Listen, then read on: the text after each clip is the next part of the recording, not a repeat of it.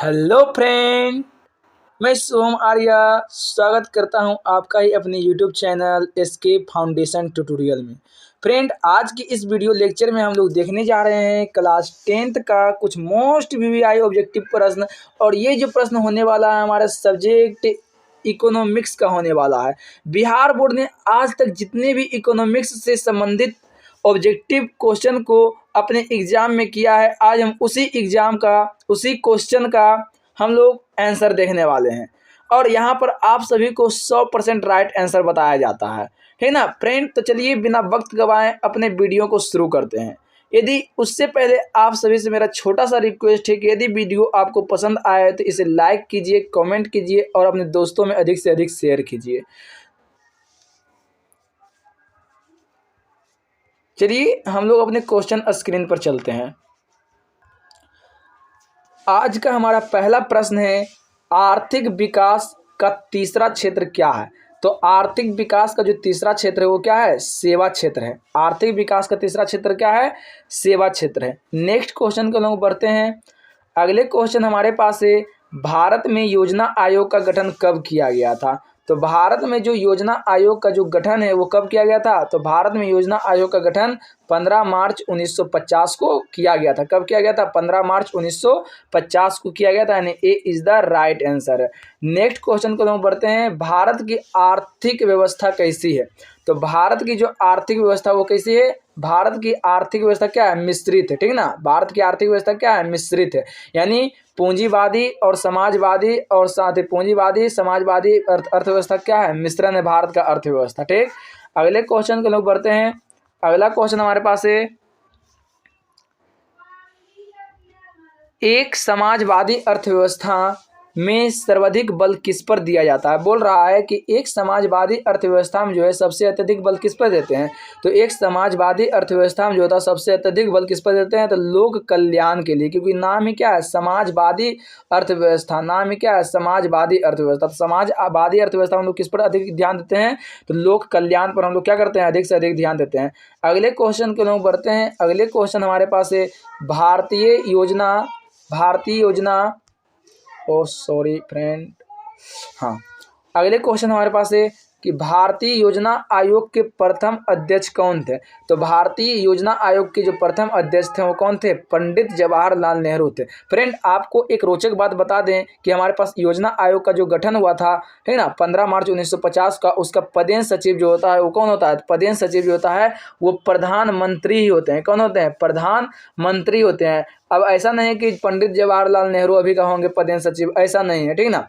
जो उस वक्त का प्रधानमंत्री होगा वही वहाँ का क्या होगा? पदेन सचिव होगा। यानी जब हमारे पास भारतीय योजना आयोग का गठन हुआ था तो उस वक्त भारत के प्रधानमंत्री कौन थे? पंडित जवाहरलाल नेहरू थे। इसलिए इसका पदेन सचिव कौन हो गया? पंडित जवाहरलाल नेहरू हो गया। अगले क्वेश्चन को लोग बढ़ते हैं। अगले क्वेश्चन हमारे पास है, अर्थव्यवस्था के किस क्षेत्र से हरित क्रांति संबंधित है? यहाँ पर क्वेश्चन अधूरा रह चुका है।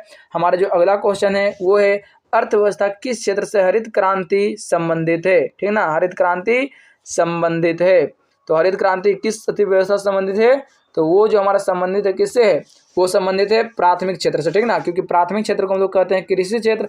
और हरित क्रांति में क्या हुआ था? अनाजों की पैदावार में अधिक से अधिक वृद्धि हुआ था और गेहूं का पैदावार जो है इस बार इसमें सबसे अत्यधिक हुआ था। अगले क्वेश्चन को हम पढ़ते हैं। अगले क्वेश्चन हमारे पास है, बिहार राज्य है। तो देखिए बोल रहा है बिहार जो है किस प्रकार का राज्य है? तो बिहार जो है एक कृषि प्रधान राज्य है। हालांकि बिहार एक पशुपालन प्रधान देश भी है, देश बोल रहे हैं राज्य, लेकिन उसमें सबसे ज्यादा जो क्या है? कृषि प्रधान है। इसलिए आप लोग का इसका राइट आंसर क्या हो जाएगा? कृषि प्रधान राज्य। बिहार क्या है? एक कृषि प्रधान राज्य है। अगले क्वेश्चन को हम बढ़ते हैं। अगले क्वेश्चन हमारे पास है कि निम्नलिखित में कौन प्राथमिक क्षेत्र से संबंधित है? प्राथमिक क्षेत्र से संबंधित कौन है? तो कृषि क्षेत्र जो है प्राथमिक क्षेत्र से संबंधित है। अभी जस्ट इसका हम लोग चर्चा कर चुके हैं कि प्राथमिक क्षेत्र, देखिए हमारे पास जो अर्थव्यवस्था का कुल 3 क्षेत्र है, प्रथम प्राथमिक क्षेत्र, द्वितीय क्षेत्र और तृतीय क्षेत्र। प्राथमिक क्षेत्र को हम लोग कहते हैं कृषि क्षेत्र, द्वितीय क्षेत्र को हम लोग कहते हैं औद्योगिक व विनिर्माण क्षेत्र और तृतीय क्षेत्र को हम लोग कहते हैं सेवा क्षेत्र, ठीक ना। तृतीय क्षेत्र को हम लोग क्या कहते हैं? सेवा क्षेत्र कहते हैं। अगले क्वेश्चन को लोग बढ़ते हैं। अगले क्वेश्चन हमारे पास है, निम्न में से किस राज्य को पिछड़ा राज्य कहा जाता है? तो ये तो अपना ही राज्य बिहार को क्या कहते हैं लोग? पिछड़ा राज्य कहते हैं, ठीक ना। पिछड़ा राज्य कौन है? बिहार है, ठीक। अगले क्वेश्चन को लोग बढ़ते हैं। अगले क्वेश्चन हमारे पास है, निम्नांकित में कौन बीमारू राज्य है? निम्नांकित में कौन बीमारू राज्य है? तो देखिए बीमारू राज्य जो है बिहार है, ठीक ना। कौन है? बीमारू राज्य बिहार है।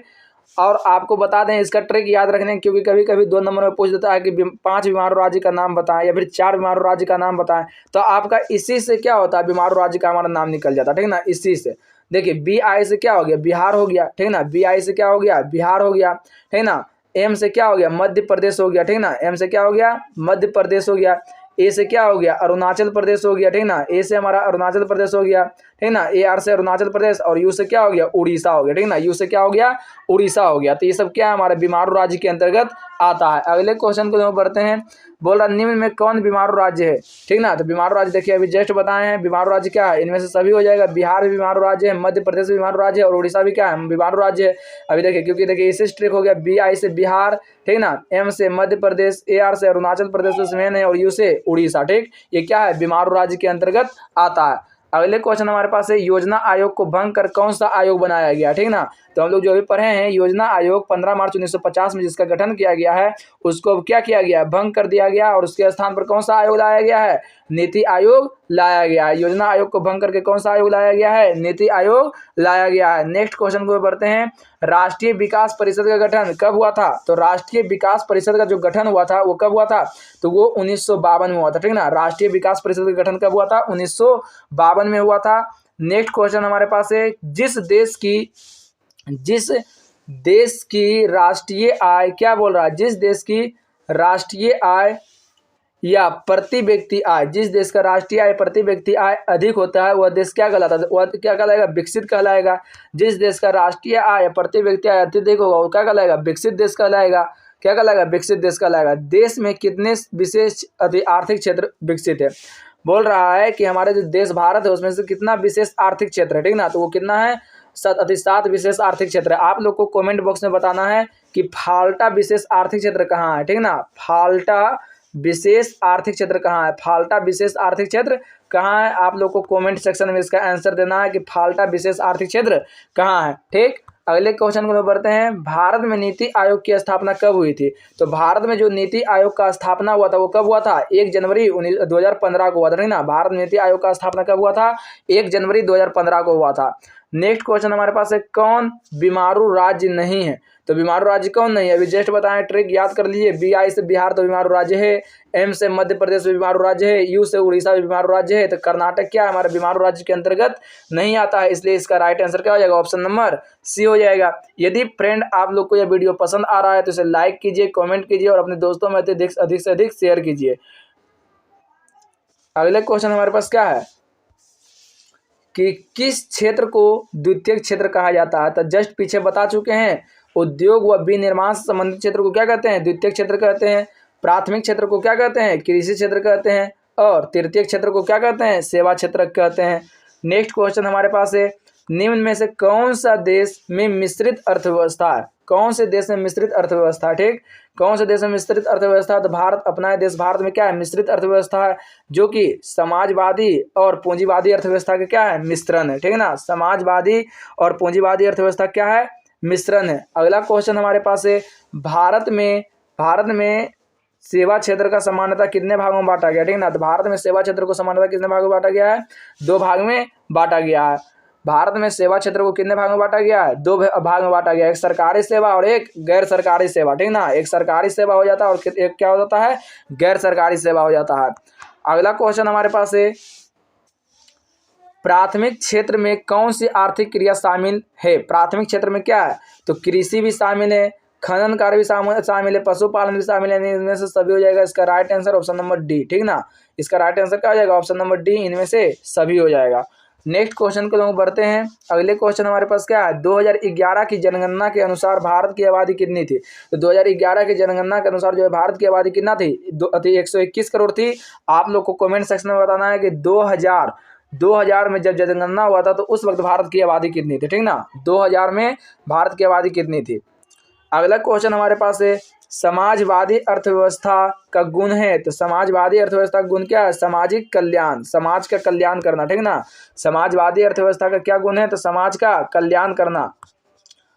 बंटलैंड आयोग, देखिए फ्रेंड यहाँ पर हल्का टाइपिंग मिस्टेक हो गया है, बंटलैंड आयोग नहीं होगा बल्कि यहाँ क्या होगा? ब्रुंटलैंड आयोग होगा, ठीक ना। क्या होगा? ब्रुंटलैंड आयोग। तो ब्रुंटलैंड आयोग किससे संबंधित है? सतत विकास से संबंधित है। सतत विकास किसे कहते हैं? आप लोग को कमेंट सेक्शन में इसका आंसर देना है। सतत विकास, ठीक ना। सतत विकास किसे कहते हैं? प्रथम राष्ट्रीय मानव विकास रिपोर्ट किस प्रधानमंत्री के कार्यकाल में जारी हुई थी? प्रथम राष्ट्रीय मानव विकास रिपोर्ट जो है वो अटल बिहारी वाजपेयी, ठीक ना, अटल बिहारी वाजपेयी के शासनकाल में क्या हुआ था? जारी हुआ था। अगले क्वेश्चन हमारे पास है, नीति आयोग का गठन कब हुआ था? तो ये क्वेश्चन अभी जस्ट कर चुके हैं। जनवरी 2015 में नीति आयोग का क्या हुआ था? गठन हुआ था, ठीक ना। नीति आयोग का क्या हुआ था? गठन हुआ था, जनवरी 2015 में हुआ था। नेक्स्ट क्वेश्चन हमारे पास है, निम्नांकित में कौन हमारे रहन सहन के स्तर को प्रभावित करता है? तो हमारे रहन सहन के स्तर को कौन प्रभावित करता है? तो प्रति व्यक्ति आय, ठीक ना। प्रति व्यक्ति आय क्या करता है? हमारे रहन सहन के स्तर को प्रभावित करता है। अगले क्वेश्चन हमारे पास है, भारत में राष्ट्रीय आय की गणना कौन करता है? तो भारत में जो है राष्ट्रीय आय की गणना कौन करता है? तो वो केंद्रीय सांख्यिकी संगठन के द्वारा होता है, जिसको हम लोग इंग्लिश में क्या कहते हैं?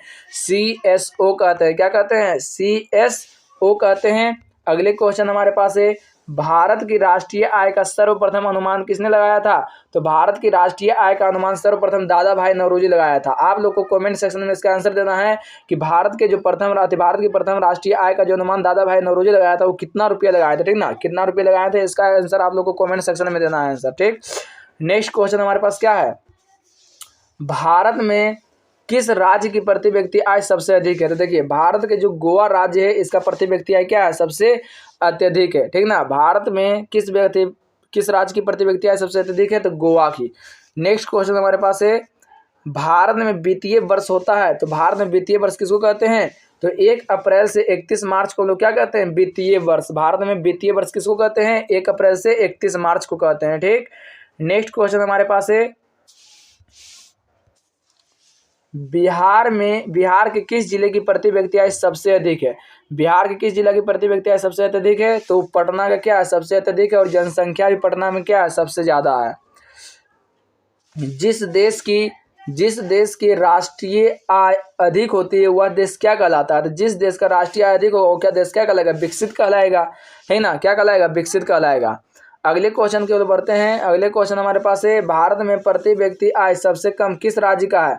तो भारत का प्रति व्यक्ति आय सबसे कम किस राज्य का है? तो वो बिहार का है, ठीक ना। किसका है? बिहार का है, ठीक ना। भारत का जो प्रति व्यक्ति आय सबसे कम किस राज्य में है? तो बिहार में है। नेक्स्ट क्वेश्चन हमारे पास है, प्रत्यक्ष कर के अंतर्गत निम्न में से किसे शामिल किया गया? प्रत्यक्ष कर के अंतर्गत, ठीक है। तो आय कर को हम लोग क्या कहते हैं? प्रत्यक्ष कर कहते हैं, ठीक। अगले क्वेश्चन की ओर बढ़ते हैं। अगले क्वेश्चन हमारे पास है, सन 2008 के से 9 के अनुसार भारत की औसत प्रति व्यक्ति आय है। तो सन 2008 से 9 के अनुसार भारत का औसत प्रति व्यक्ति आय कितना है? तो 25,494 रुपया, ठीक ना। कितना से कितना के अनुसार? तो 2008 से 9 के अनुसार, 2008 से 9 के अनुसार जो है भारत का प्रति व्यक्ति आय कितना है? 25,494 रुपया है, 25,494। अगले क्वेश्चन को हम बढ़ते हैं। अगले क्वेश्चन हमारे पास क्या है, केंद्रीय सांख्यिकी संगठन की स्थापना कब हुई थी? यानी CSO का जो स्थापना हुआ था वो कब हुआ था? वो 1954 में हुआ था, ठीक ना। कब हुआ था? 1954 ईस्वी में हुआ था। नेक्स्ट क्वेश्चन को बढ़ते हैं। साख का आधार क्या है? तो देखिए साख का मतलब क्या होता है? विश्वास या फिर ऋण चुकाने की क्षमता भी बोलते हैं, ठीक ना। कहीं कहीं आपको ऑप्शन में दे देगा ऋण चुकाने की क्षमता। साख का आधार क्या है? ऋण चुकाने की क्षमता या फिर विश्वास है, ठीक। अगले क्वेश्चन हमारे पास क्या है? तो अगले क्वेश्चन हमारे पास है, विकसित देशों की आय में वृद्धि के लिए किस पद का प्रयोग होता है? तो विकसित देशों की आय में वृद्धि के लिए जो था आर्थिक वृद्धि शब्द का प्रयोग होता है। आप लोग को कमेंट सेक्शन में बताना है कि ये जो कथन है वो किसी न किसी अर्थशास्त्री का है। किस अर्थशास्त्री का ये कथन है आप लोग को बताना है कमेंट सेक्शन में, ठीक। नेक्स्ट क्वेश्चन हमारे पास है, गरीबी के कुचक्र की धारणा किसने दी थी? तो गरीबी के कुचक्र की धारणा रैगनर नक्स ने दिए थे। कौन दिए थे? रैगनर नक्स ने। अगले क्वेश्चन हमारे पास है, किसने कहा मुद्रा वह है जो मुद्रा का कार्य करता है? किसने कहा मुद्रा वह है जो मुद्रा का कार्य करता है? तो प्रोफेसर हार्टले विर्ट्ज किए थे, ठीक ना। कौन कहते हैं? प्रोफेसर हार्टले विर्ट्ज किए थे, ठीक। अगले क्वेश्चन की ओर बढ़ते हैं। मनुष्य के आर्थिक जीवन में सबसे महत्वपूर्ण क्या है? तो मनुष्य के आर्थिक जीवन में सबसे महत्वपूर्ण क्या है? मुद्रा। मुद्रा के बगैर आजकल कोई काम नहीं होता, ठीक ना। इसलिए ये क्या है? मनुष्य के जीवन का सबसे महत्वपूर्ण अंग हो चुका है। आप लोग को कमेंट सेक्शन में बताना है मुद्रा का कुल कितना कार्य है, ठीक ना। मुद्रा का कुल कितना कार्य है। अगला 43वें नंबर का क्वेश्चन हमारे पास, इनमें से कौन सा मुद्रा का एक आधुनिक रूप नहीं है? तो मुद्रा का आधुनिक रूप कौन नहीं है? जमा नहीं है। बाकी तो मुद्रा हमारा खुद एक आधुनिक रूप में चल रहा है। ड्रॉफ्ट भी आधुनिक रूप है। जमा क्या है? मुद्रा का एक अनुरूप नहीं है। आजकल मुद्रा का कौन सा रूप अधिक प्रचलन में है? तो पत्र मुद्रा क्या है? अत्यधिक प्रचलन में है। जैसे पत्र मुद्रा क्या क्या हो गया? एटीएम कार्ड जो होता है, डेबिट कार्ड, सब क्या पत्र मुद्रा के अंतर्गत आता है। साख का अर्थ क्या है? देखिए अभी जस्ट इसके बारे में हम लोग चर्चा कर रहे थे। साख का अर्थ क्या है? तो विश्वास करना भी है और ऋण लौटाने की क्षमता भी है, ठीक। तो इसका क्या हो जाएगा? Right answer option number C, यानी ए और बी दोनों हो जाएगा, ठीक। विश्वास करना और ऋण चुकाने की क्षमता। नेक्स्ट क्वेश्चन हमारे पास है, विनिमय का सर्वोत्तम माध्यम क्या है? तो विनिमय यानी एक्सचेंज करने का जो सर्वोत्तम माध्यम क्या है? वो मुद्रा है, ठीक ना। एक्सचेंज करने का सर्वोत्तम माध्यम क्या है? मुद्रा है। अगला क्वेश्चन हमारे पास है, निम्न में से कौन साख मुद्रा का उदाहरण है? निम्न में से कौन साख मुद्रा का उदाहरण है? तो साख मुद्रा जो है, साख मुद्रा कौन है? तो वो बैंक ड्राफ्ट क्या एक प्रकार का साख मुद्रा है, ठीक ना। बैंक ड्राफ्ट क्या एक प्रकार का साख मुद्रा है। अगला क्वेश्चन हमारे पास है, निम्न में से कौन प्लास्टिक मुद्रा है? तो डेबिट कार्ड। अभी जस्ट इसका हम लोग चर्चा किए हैं। प्लास्टिक मुद्रा है, पत्र मुद्रा, डेबिट कार्ड, ठीक। रूस की मुद्रा क्या है? तो रूस की मुद्रा का नाम क्या है? रूबल है, ठीक ना। रूस की मुद्रा का नाम क्या है? रूबल है। रूस की मुद्रा का नाम क्या है?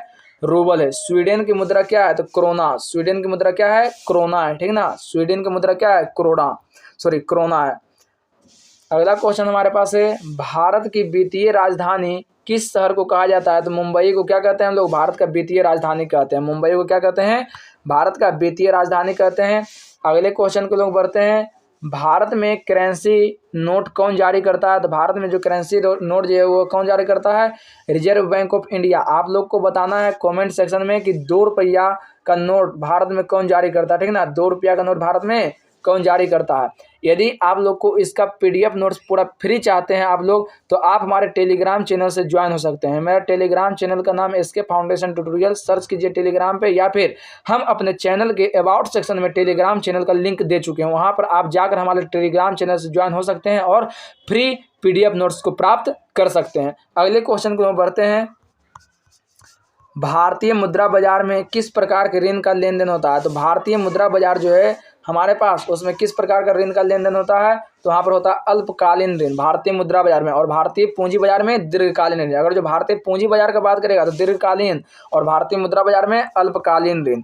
निम्न में से कौन सा संस्था भारत में मुद्रा जारी करने के लिए अधिकृत है? बोल रहा है वो कौन सा संस्था है जो भारत में मुद्रा जारी करने के लिए अधिकृत है? तो रिजर्व बैंक ऑफ इंडिया इसका राइट आंसर है। अगले क्वेश्चन को बढ़ते हैं, बोल रहा रिजर्व बैंक ऑफ इंडिया की स्थापना कब हुई थी? तो रिजर्व बैंक ऑफ इंडिया की स्थापना 1935 में हुआ था। अगर जो आप लोग से क्वेश्चन कर देगा कि बैंकों का राष्ट्रीयकरण कब हुआ था, तो वो हुआ था 1869 में, ठीक ना। बैंकों का राष्ट्रीयकरण कब हुआ था? अगले क्वेश्चन को बढ़ते हैं, दीर्घकालीन ऋण प्रदान करने वाली संस्था कौन सी है? तो दीर्घकालीन ऋण प्रदान करने वाली संस्था कौन है? भूमि विकास बैंक है, ठीक ना। दीर्घकालीन ऋण प्रदान करने वाली संस्था कौन है? भूमि विकास बैंक है।